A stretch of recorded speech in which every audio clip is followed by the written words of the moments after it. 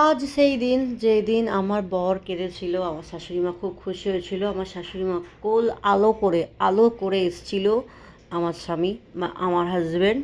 তো আজ হচ্ছে ওনার জন্মদিন। আপনারা সবাই আশীর্বাদ করবেন এইভাবে যেন উনি খুব সুন্দর থাকে, সুস্থ থাকেন। শুভ জন্মদিন বাবু। তো আমি এই সব রান্না করেছি আজকের দিনে আমার সোনার বাবুর জন্য।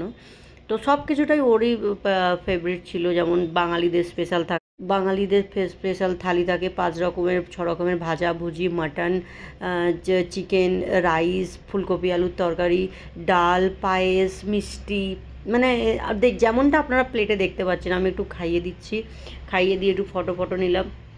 কারণ আমার জীবনের সেরা মানুষ এই পৃথিবীতে যদি কি বলবো, একটা মেয়েদের জীবনে খুব খুব ভালো, সব মেয়েরাই চায় তাদের জীবনে এরকম একটা মানুষ আসুক, কিন্তু কারো হয় কারো হয় না। আমার পালাটা হয়ে গেল, এবার আমার সোনা।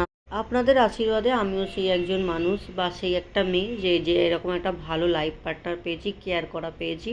ওর পাপাকে খাইয়ে দিচ্ছে একটু মাটন, একটু চিকেন তুলে তুলে ফুলকপি, এটা মানে খুব সুন্দর রান্নাগুলো হয়েছিল। বাস আর কি বলবো।